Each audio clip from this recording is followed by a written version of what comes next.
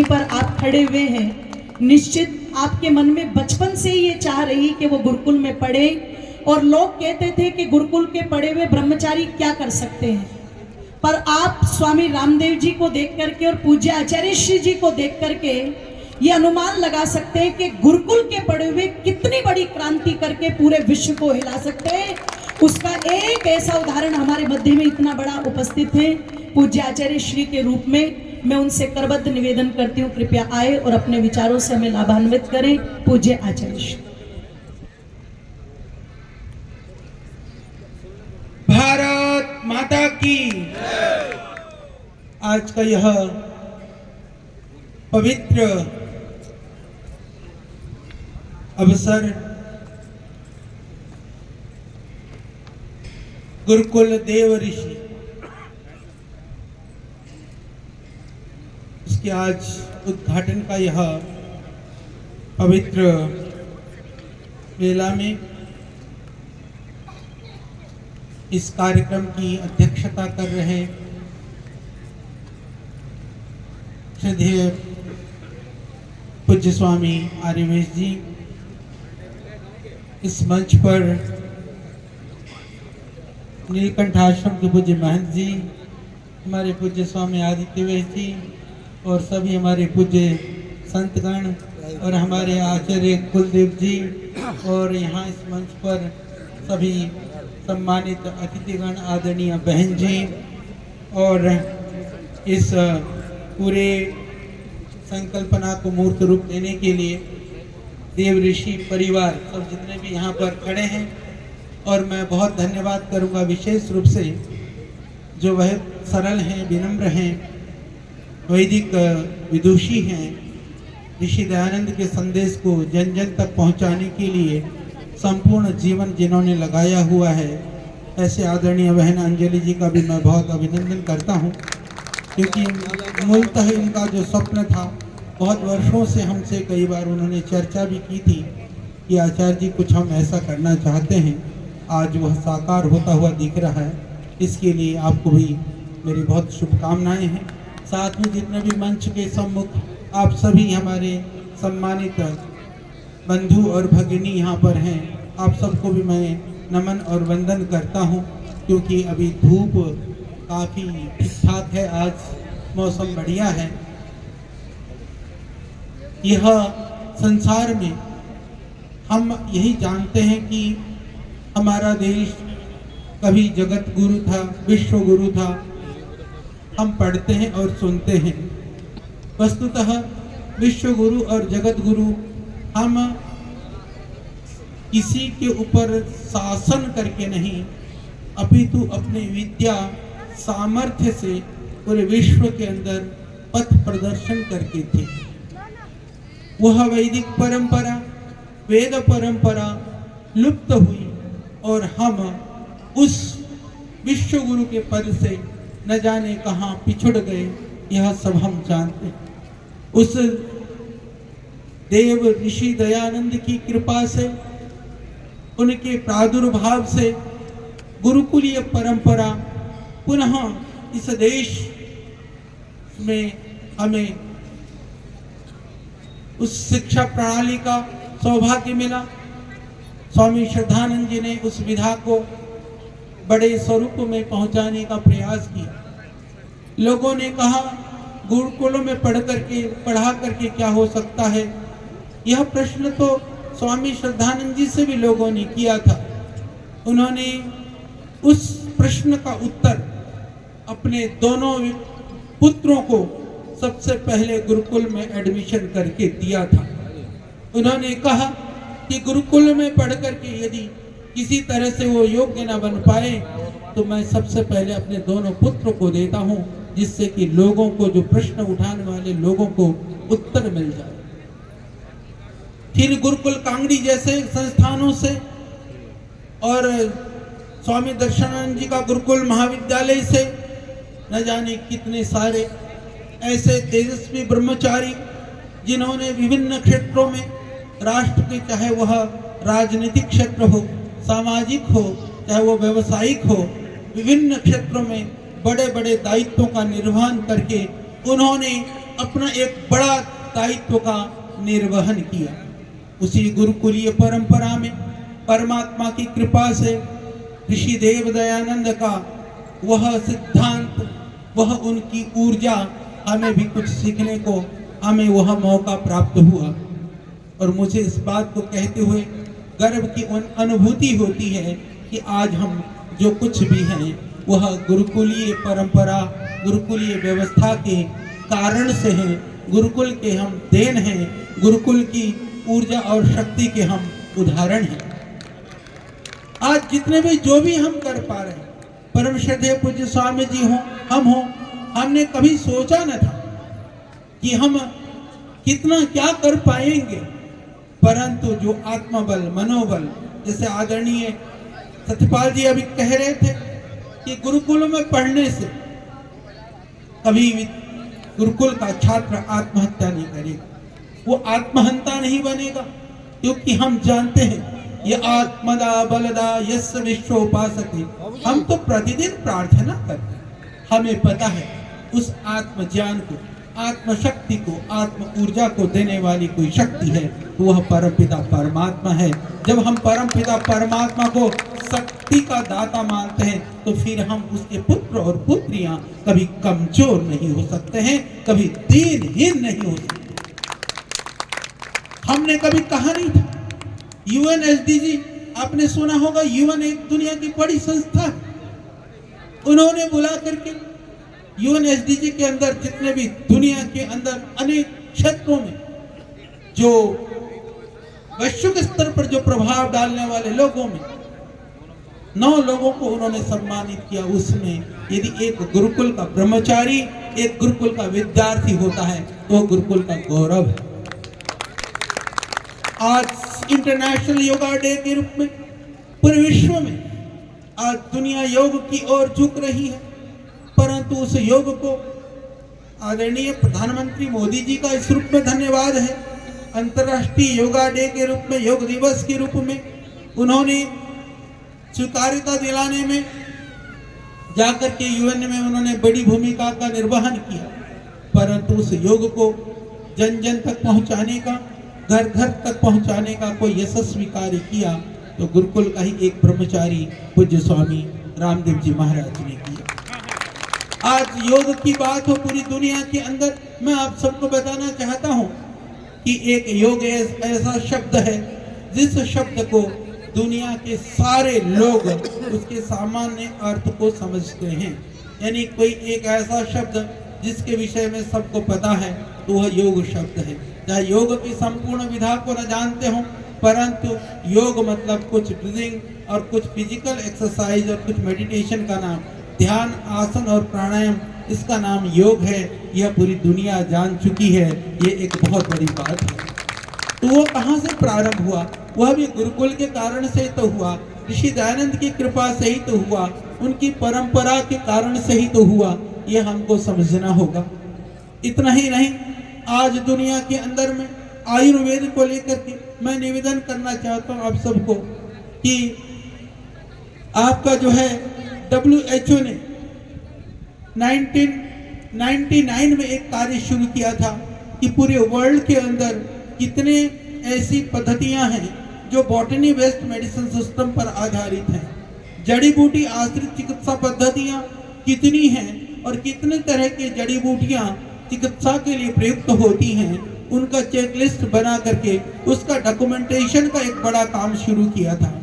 परंतु 2010 पहुंचते पहुंचते WHO को ये कह करके उस काम को बंद करना पड़ा कि यह कार्य संभव अभी नहीं है, इसको कभी देखेंगे। उन्होंने मात्र छोटे छोटे 2 वॉल्यूम में उसकी रिपोर्ट तैयार करी और मुझे इस बात को कहते हुए आप सबको बताते हुए प्रसन्नता है, इस गुरुतर दायित्व को लगभग 2005 में हमने शुरू किया था। तब तो हमको यह भी नहीं पता था कि WHO भी कहीं इस काम को कर रहा है, पर आज पूरी दुनिया के अंदर लगभग 3,60,000 तरह के विविध तरह की जो वनस्पति जगत है, उस जगत में से 50,000 से ज्यादा वनस्पतियां और पेड़ पौधों का वर्ल्ड हर्बल इंसाइक्लोपीडिया के रूप में डॉक्यूमेंटेशन का कार्य पतंजलि के द्वारा पूरा किया गया। ये अपने आप में यह बहुत बड़ा कार्य था। लगभग सवा लाख से ज़्यादा पृष्ठों का 109 वॉल्यूम में हमने उस डॉक्यूमेंटेशन को पूरा किया। यदि हम बात करें दुनिया के 2000 से ज़्यादा ट्राइब्स और दुनिया के लगभग 964 चिकित्सा पद्धतियाँ उसके अंदर हमने समावेश किया। दुनिया के लगभग 2000 से ज़्यादा भाषाओं में और दुनिया के लगभग 4.5 लाख से ज़्यादा रेफरेंसेस प्रामाणिक उद्धरणों के साथ में, संदर्भ के साथ में, लगभग 20 लाख से ज़्यादा नामों के साथ में उसको करने का काम पतंजलि के द्वारा किया गया। तो बहुत सारे कार्य हैं। मैं अभी यहाँ पर उन पतंजलि के सेवा कार्यों को गिनाने के लिए नहीं, सिर्फ इसको बताने के लिए कि एक गुरुकुल से पढ़ करके यदि हम इतना कार्य कर सकते हैं, इस तरह की शिक्षा संस्थान, इस तरह के गुरुकुल यदि देश में अनेक खुल जाए तो इस देश का कायाकल्प होने से कोई रोक नहीं सकता। उस ऋषि संस्कृति को आने से कोई रोक नहीं सकता। वैदिक संस्कृति की पुनर्स्थापना को आगे बढ़ने से कोई मार्ग को अवरुद्ध कर नहीं सकता।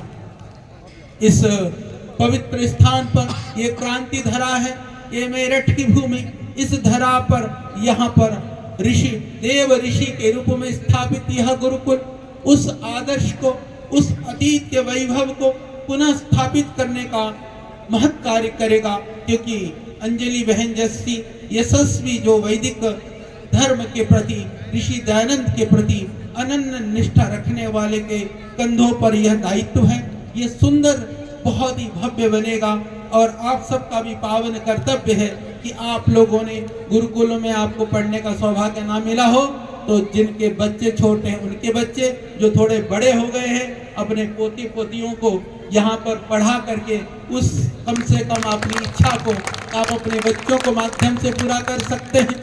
और यह गुरुकुल एक आदर्श के रूप में इस क्षेत्र में नहीं पूरे देश में जाना जाए। पतंजलि ने शिक्षा के क्षेत्र में भी बहुत सारे प्रयोग किए हैं। आज हम बहुत सारे गुरुकुलों के साथ में, आचार्य कुलम के साथ में हम विश्वविद्यालय और आयुर्वेद महाविद्यालय का संचालन भी करते हैं। इसमें मैं एक निवेदन करना चाहूँगा, हम लोगों ने जब आचार्य कुलम शुरू किया तो था कि मॉडर्न एजुकेशन चाहिए। मॉडर्न एजुकेशन के लिए उस समय पर एक ही बोर्ड है जिसको सीबीएसई कहते हैं। सीबीएसई के से जोड़ना हमारी मजबूरी थी, पर हमने कहा सीबीएसई तो परीक्षा के लिए है, परंतु शिक्षा हम गुरुकुलीय क्यों नहीं दे सकते हैं। इसके लिए हमने अपने पतंजलि योगपीठ के अंदर, आचार्य कुलम के अंदर पूरा वैदिक यानी सीबीएसई को हम छोटे बच्चों को पढ़ाते थे लगभग 40%, और जिसकी परीक्षा भी नहीं देते थे वो हम पढ़ाते थे 60%।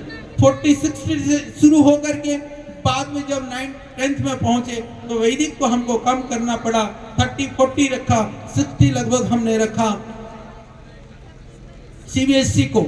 और आपको यह बताते हुए हमें प्रसन्नता है, आज हमारे बच्चे 12वीं के बाद में जो आगे अनेक क्षेत्रों में आईआईटी से लेकर के अलग अलग प्रतियोगी परीक्षाओं को पास करते हुए देश के अनेक अच्छे उच्च संस्थानों में आज वो अध्ययन कर रहे हैं। और इसी मॉडल को, क्योंकि हमें लगता था जब हम पढ़ाने के लिए इतना वैदिक को पढ़ा रहे हैं, उनको डेली हम यज्ञ कराते हैं, शिखा सूत्र उनको रखवाते हैं, और इसके अतिरिक्त डेली प्रतिदिन हम उनको योगाभ्यास का उनको प्रैक्टिस भी कराते हैं, अभ्यास कराते हैं। तो ये सब कुछ होते हुए श्रद्धेय स्वामी जी के मन में एक भावना बनी रहती थी। लॉर्ड मैकॉले की हम शिक्षा की बात करते हैं, लॉर्ड मैकॉले ने इस तरह की व्यवस्था कर दी कि उनको तो यहाँ नौकरों की जरूरत थी, उनको मानवीय संवेदनाओं से, संस्कारों से परिपूर्ण व्यक्तित्व की आवश्यकता नहीं थी। इसलिए उन्होंने शिक्षा की जो व्यवस्था है वो इस तरह से कर दी कि हम नौकरी चाकरी करने वाले तो हो गए,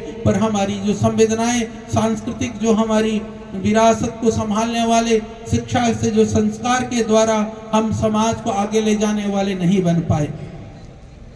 पूज्य स्वामी जी ने माननीय प्रधानमंत्री मोदी जी से निवेदन किया और हमारे निरंतर प्रयास से लगभग 7 वर्षों में भारतीय शिक्षा बोर्ड के रूप में, जैसे सीबीएसई नेशनल बोर्ड है, इसी तरह के नेशनल बोर्ड की स्वीकृति केंद्रीय सरकार ने दे दी है। और वो नेशनल बोर्ड जो भारतीय शिक्षा बोर्ड, आज उसकी संबद्धता लगभग सभी स्टेटों से हो चुका है। नेशनल रूप में आप देखेंगे तो नेशनल बोर्ड की श्रेणी में वह लिस्ट में भी नाम है। और जो आचार्य कुलम हमने उदाहरण आपको दिया था, जो हम पढ़ाते तो वैदिक थे, परीक्षा में सम्मिलित नहीं कर पाते थे, अब मैं आपको ये कहते हुए हमें प्रसन्नता है कि हमारा आचार्य कुलम भी भारतीय शिक्षा बोर्ड का ही पार्ट। भारतीय शिक्षा बोर्ड में हमने 2 धाराएं शुरू कराई, एक मॉडर्न एजुकेशन के साथ में, एक संपूर्ण वैदिक एजुकेशन के साथ में। तो पूरा अष्टाध्यायी महावास्य वगैरह पढ़ने के लिए भी हमारे आज गुरुकुल चल रहे हैं, वो भी भारतीय शिक्षा बोर्ड के ही पार्ट हैं। और इसी तरह से मॉडर्न एजुकेशन के साथ में चलने के लिए आचार्य कुलम भी जो है वह भी उसी का ही पार्ट है। और मुझे इस बात को कहते हुए प्रसन्नता है कि आने वाले बहुत थोड़े समय में हजारों विद्यालय और महाविद्यालय की संबद्धता भारतीय शिक्षा बोर्ड से होने जा रहा है। तो यहाँ पर मैं आया हूँ तो भारतीय शिक्षा, क्योंकि अभी तो आपको शुरू करना है, इसको भारतीय शिक्षा बोर्ड के रूप में वैसे शुरू करिए। वो कहीं पर भी बच्चे कहीं आने में कम ना होने वाले हैं, वो संख्या बढ़ेगी, ज्यादा बच्चे आएंगे। और मैं आपको और ये जानकारी में देना चाहता हूँ कि सीबीएसई में और भारतीय शिक्षा बोर्ड में फर्क क्या है।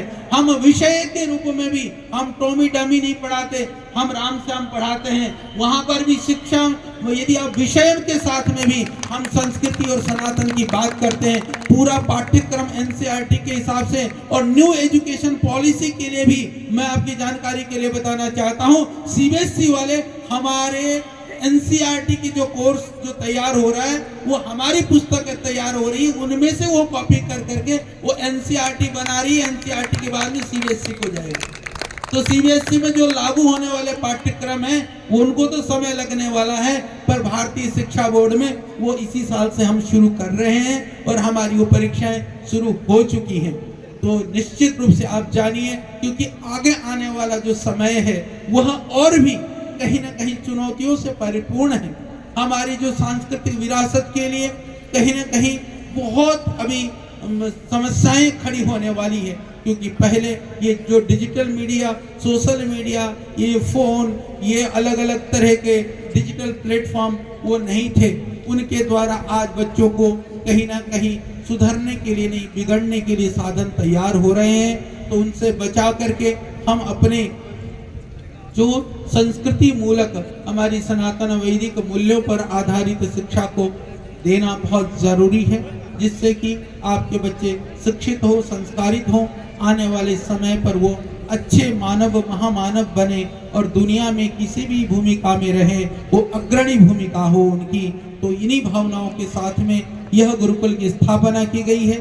तो हमारी तो बहुत शुभकामनाएं हैं, और जो भी हमसे बनेगा हम सहयोग भी करेंगे, सलाह भी देंगे, और इसको चलाने में एक अंगीभूत होकर के हम आगे बढ़ेंगे। तो यहाँ पर आप सबकी उपस्थिति के लिए हमारी बहुत शुभकामनाएं भी हैं, और आप सबको बहुत वंदन है, क्योंकि इस धूप में भी आप सब बैठ करके सब आनंद ले रहे हैं। तो पुनः सभी व्यवस्थापक मंडल, इसको भवन को बनाने से लेकर के, आर्किटेक्ट से लेकर के, जिनके दान से, जिनके सहयोग से, जिन जिन की मदद से यह सब कुछ संपन्न हुआ, आप सबको भी बहुत शुभकामनाएं हैं, और आप सबको भी बहुत वंदन है कि उस ऋषि दयानंद के स्वप्नों को साकार करने के लिए और बच्चों का भविष्य सुंदर हो, उसके लिए जो ये आपका प्रयास है वह स्तुत्य है। उसके लिए आप भूरी भूरी आप धन्यवाद आप सबको, और बहुत बहुत आप सबको शुभकामनाएं और बधाई।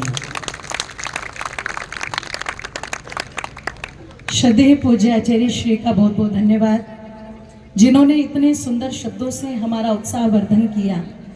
और निश्चित जो सुझाव आप लोगों ने, आपने हमारे लिए प्रेषित किए हैं, वो बिल्कुल ग्राह्य है, उन पर विचार करेगी हमारी पूरी समिति। आपका ये बहुमूल्य समय जो आपने यहाँ पर दिया, ये विचार जो दिए, इनके लिए तो बहुत बहुत धन्यवाद। एक बार जोरदार तालियों से पूज्य आचार्य श्री का स्वागत। और इसके पश्चात हमारे मध्य में पहुंचे हैं आदरणीय श्रद्धेय श्री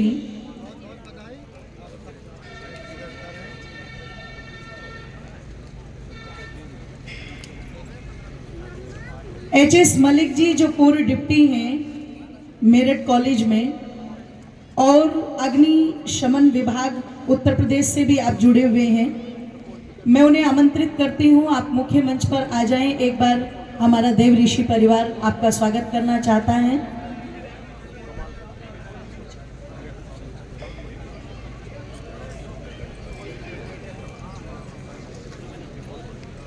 और इसी कड़ी में हमारे मध्य में पहुंचे हैं आदरणीय श्री जयवीर सिंह जी, जो कार्यकारिणी सदस्य हैं मेरठ कॉलेज में, वो भी हमारे मध्य में पहुंचे हैं। एक बार उनका भी स्वागत जोरदार तालियों से करेंगे। और देव ऋषि परिवार, उनका भी